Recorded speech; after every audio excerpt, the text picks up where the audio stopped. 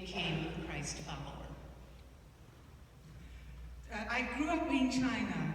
In my early 20s, I moved to St. Louis and was first introduced to Christ. At that time, I was cocky and full of myself. I didn't think I needed God.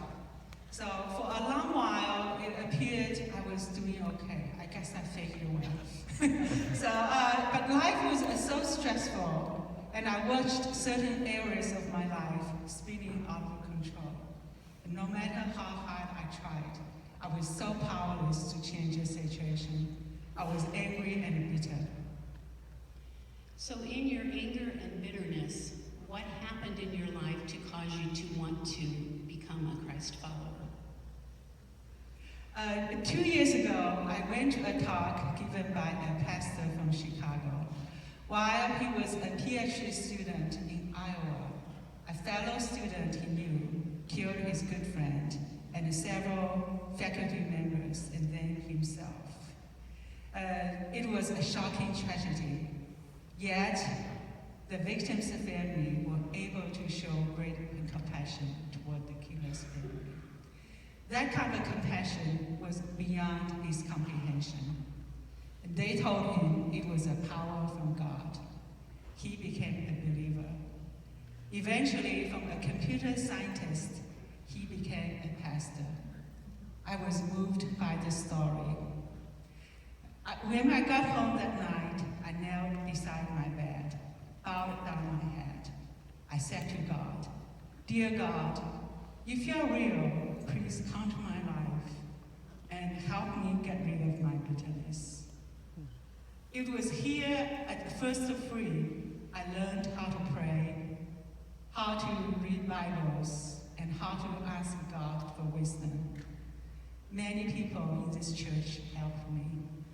Little by little, the bitterness in my heart melted away. Last April, I became a believer.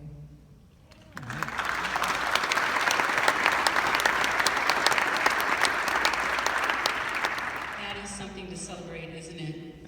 Well, it sounds like God was really beginning to work in your life, Karen. Can you tell us how your life has been since you accepted Christ? My life situation didn't change overnight, but my attitude toward it changed. Life used to look like a roller coaster, so scary from down below. After accepting Christ, I am no longer afraid of all those ups and downs, twists and turns. When it is smooth, I thank God. When it is rough, I know He is with me. Now I'm God's daughter.